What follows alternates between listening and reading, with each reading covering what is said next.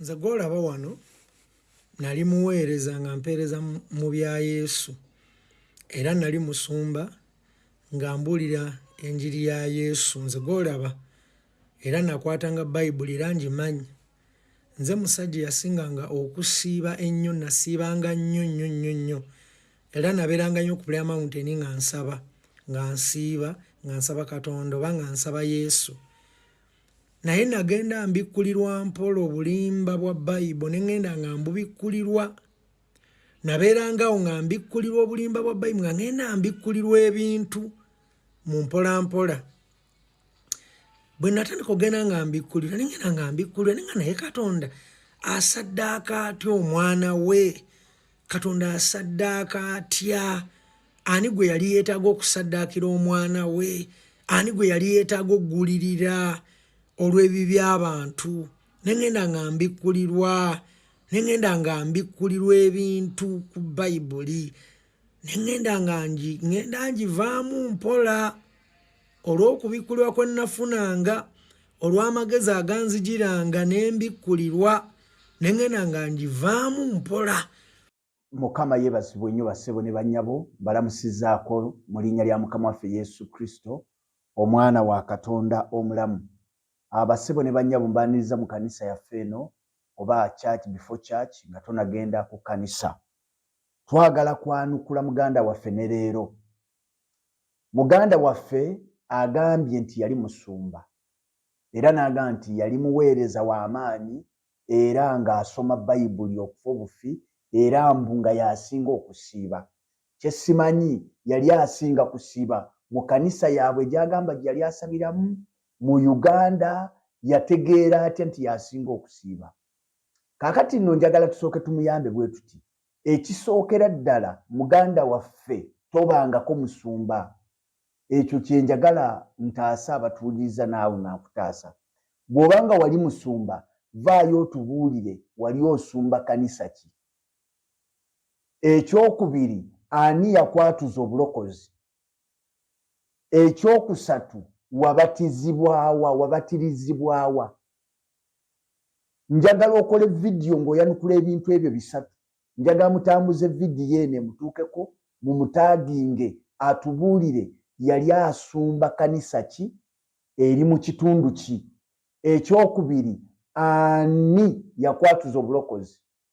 Ekyokusatu, wabatizibwa? Bw'obanga wabatizibwa, wabatirizibwa ludda wa? Bassebo ne bannyabo, abantu bano basamize. Abasamize bakyusizza enkola. Enkola eri ey'okuzimba amasabo n'okwambala embugo baalaba ng'ebaswaza. Kati kye bakola ennaku zino kwambala mataayi ne bajja mu kamera ne batandika okuwakanya Bayibuli nga bakugamba tuteekeddwa okudda ku nnono. Ono musamize yennyini, musamize awedde emirimu. Ekyo nze nkugambye, musamize era mulogo. Bano abasajja abalogo, abasamize abalogo. Bino byagamba nti yali musumba. Obwo bulimba. Wali osumba kanisa ki? Yali eri mu kitundu ki? Ani eyali omusumba wo nga tonnafuuka musumba? Ani yakwatuza obulokozi? Kubanga tosobola kubeera musumba nga tonnaba kulokoka. Kolayo vidiyo, mutambuze vidiyo eno mumutaaginge, akoleyo vidiyo ng'atubuulira ekkanisa gye yali asumba yali ku kyalo ki. Bulimba. Kaakati njagala kumuyamba bwe nti. Ekisooka agambye nti bwe yali simanyi ku lusozi n'atandika okubikkulirwa. Bassebo ne bannyabo njagala kubategeeza. Tulina amaloboozi ga mirundi ebiri agoogera mu bulamu bw'omuntu. Tulina eddoboozi eriva mu ggulu ne tuba n'eddoboozi ery'omu nsi. Biwandiiko. Yokaana essula ya 3 olunyiriri lwa 31. Yokaana essula 3 olunyiriri lwa 31. Bayibuli egamba bw'eti. Ava mu ggulu y'afuga byonna. Ow'omu nsi aba wa mu nsi, ayogera bya mu nsi. Ava mu ggulu y'afuga byonna. Tulina amaloboozi ga mirundi ebiri. Waliwo eddoboozi eryogera mu mitima gy'abantu nga liva mu ggulu eryo lye lya Mukama waffe Yesu. Ne tuba n'eddoboozi eryogera mitima gy'abantu nga lya mu nsi, eddoboozi eryo nga lya Sitaani. Abantu bangi balina amaloboozi naye ng'eddoboozi lyayogereramu ddoboozi lya Sitaani. Kati brother alina tubuulira Katonda eyamubikkulira bamuyitaani. Leero ngenda kulaga Katonda wo, ngenda kulaga Katonda gw'osinza, n'ababadde bakugoberera mutegeere nti gwe mugoberera agenti wa Sitaani. Agenti wa Sitaani. Eddoboozi lye wawulira bwe liba nga si lya Yesu, lyali lya Sitaani.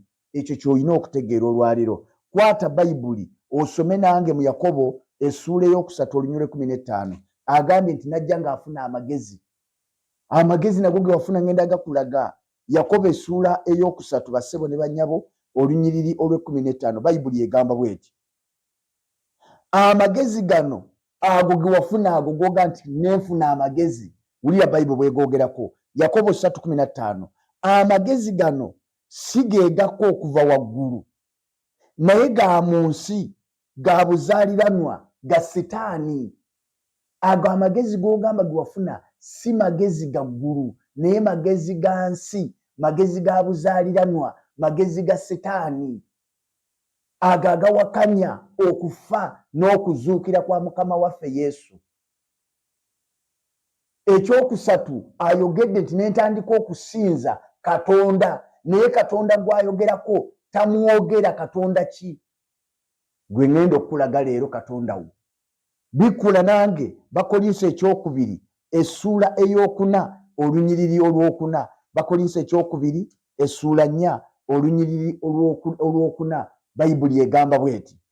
Kankukwateko mpola mpola, ngenda kumala nkwate ku ekyo ky'oyise saddaaka ng'obuuza Katonda bw'abanga yasaddaaka omwana we yali amusaddaaka wa? Ngenda kwanukula, ngenda kwanukula. Katonda kasita yanjigiriza Bayibuli namala. Bayibuli egamba bw'eti. Bakolinso ekyokubiri essuula 4 olunyiriri lwakuna. Katonda ow'emirembe gino, kanve ku lwokusatu, naye okubikkibwako oba ng'enjiri yaffe ebikkibwako mu abo abaabula. Katonda ow'emirembe gino be yaziba amaaso g'amagezi gaabwe, abatakkiriza omusana gw'enjiri ey'ekitiibwa eya Kristo, oyo kye kifaananyi kya Katonda, gulemenga okubaakira. Bassebo ne bannyaba bampuliriza, waliwo Katonda Bayibuli gweyita Katonda ow'emirembe gino, nga ne Katonda oyo si mulala, ye Sitaani. Kati omusajja ono bw'akugamba nti yabikkulibwa, Katonda n'amubikkulira, naye nga Katonda oyo wamubikkulira si Katonda wa Bayibuli okusinziira ku bw'ayogera, oyo Sitaani. Sitaani awedde emirimu. Baganda bange abakutuula wansi w'omusajja ono, mutuula wansi w'omuweereza wa Sitaani, mutuula wansi w'obuweereza bwa Sitaani. Y'ensonga lwaki babakamamu Bayibuli, kubanga bakimanyi nti Bayibuli mwe muli ekigambo eky'amazima. Muli wansi w'obufuge, muli wansi wa Sitaani, muli wansi w'enjegere. Ekyo kye njagadde okubategeeza. Nkutte kaakati ku kibuuzo kye. Ekibuuzo kibuuza Yesu yaweebwayo eri ani? Nze kye njagadde okukwatako, kubanga Yokaana olunyi lwa kootinga luli mu Yokaana essula 3:16 oluga nti Katonda bwe yayagala ensi bw'ati n'okuwaayo n'awaayo omwana we omu yekka, buli muntu yenna amukkiriza aleme okubula naye abeere n'obulamu obutaggwaawo. Kati ekibuuzo kye ne kibuuza Katonda kyoyo, era Katonda bw'abanga yawaayo omwana we n'amufuula saddaaka, yali amusaddaakira ani? Ngenda kwanukula. Kwata Bayibuli, manyi owaŋŋambye ogirina, kati gibikkule nkusomese. Njagala kukusomesa. Kakati kwata Bayibuli. Bassebo ne bannyabo, Yesu Kristo okusinziira ku Bayibuli, Katonda yakwata Yesu n'amuwa eri ffe abaali aboonoonyi.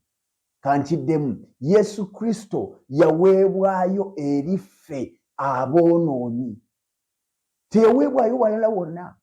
Yesu Kristo yaweebwayo eri ffe aboonoonyi, afuuka omutango ku lwaffe ffe abaali aboonoonyi. Mbijja ludda wa? Kwata Bayibuli. Yokaana ekisooka essuula bassebo ne bannyabo ey'okuna olunya olw'omwenda mpaka ku lw'ekkumi. Yokaana ekisooka essula ey'omwenda. Yokaana ekisooka essula ey'okuna olunyiriri olw'omwenda mpaka ku lw'ekkumi. Lugamba bwe luti, Yokaana ekisooka essula ey'okuna olunyiriri lwa mwenda mpaka ku lw'ekkumi. Lugamba ku kino okwagala kwa Katonda kwe kwalabisibwa gye tuli, kubanga Katonda yatuma mu nsi omwana we yazaalibwa omu, tulyoke tube abalamu ku bw'oyo. Olaba, tulyoke tube abalamu ku bw'oyo. Ani? Yesu. Olw'ekkumi. Mu kino mwe muli okwagala, so singa ffe twayagala Katonda, naye nga ye yatwagala ffe n'atuma omwana we okuba omutango olw'ebibi byaffe. Bassebo ne bannyabo, Yesu Kristo yajja ng'omutango ku lw'ebibi byaffe. Katonda teyamuwa walala wonna, Katonda yamuwa eri ffe. Bayibuli eryoka eyogere bulungi mu kitabo ky'Abakolinso ekyokubiri essula ey'okutaano olunya olw'abiri nti ataamanya kibi, Katonda yamufuula ekibi ku lwaffe, ffe tufuuke obutuukirivu bwa Katonda okuyita mu ye. N'olwekyo gwe abadde alowooza nti Yesu yakwatibwa n'aweebwa awalala, yaweebwa ffe. Bayibuli kyeva eyogera mu kitabo kya Isaaya essula ey'omwenda olunya olw'omukaaga nti omwana atuzaaliddwa ffe, n'okufuga kunaabanga ku bibegabega bye, aliyitibwa wa kitalo, ateesa ebigambo, Katonda ow'amaanyi. Atuzaaliddwa ffe. Ekyo kyenjagadde mutegeere, era bw'onoosoma mu kitabo kya Yokaana ekisooka essula 2 okuva ku lunya olusooka n'olwokubiri, Bayibuli egamba bw'eti, abaana abato mbawandiikidde ebyo mulemenga okukola ebibi, era omuntu yenna bw'akola ebibi tulina omuwolereza eri Kitaffe, ye Yesu Kristo omutuukirivu. N'oyo gwe mutango olw'ebibi byaffe, so si lwa bibi byaffe ffekka, era naye n'olw'ensi zonna. Kati bassebo ne bannyabo, Kristo Yesu yajja ng'omutango ku lw'ebibi byaffe. Bw'omala n'omukkiriza n'oyingira mu ye bw'ati, ofuna obutuukirivu bwa buwa bwa bwereere obutaliiko kumala kusasulira. Kyova olaba nti mu prosesi y'okufa kwa Yesu waliwo omusajja yali omusibi omwonoonyi, omusamize ng'omusajja ono ayogera, gwe bayita Balaba. Bayibuli egamba nti ne bagamba Balaba mumutagende tukomerere Yesu. Balaba n'afa mu kifo ky'omwonoonyi. Manya Yesu n'afa mu kifo kya Balaba omwonoonyi.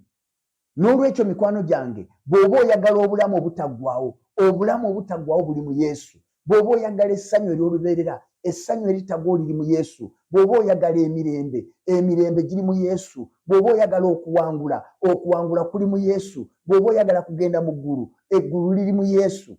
Kubanga Yesu ly'ekkubo n'amazima n'obulamu. Tewali ajja eri Kitaffe okuggyako ng'ayise mu ye. Y'ensonga lwaki Sitaani n'amagombe n'emizimu gikimanyi bulungi nti omuntu bw'ayingira mu Yesu aba awangudde. Kyovola nti emizimu gyonna gigolokoka okuwakanya Yesu Kristo omwana wa Katonda omulamu. Naye zibasanze kubanga ffe tutegeera amazima, tumanyi Bayibuli, tugisoma, tugikiririzaamu 100 ku 100 nga kye kigambo kya Katonda ekirimu obulamu. Mukama abampeera omukisa, mbaagaliza saaviisi ennungi buli muntu gy'ogenda okukuŋŋaanira olwaleero mu linnya lya Kristo Yesu Mukama waffe.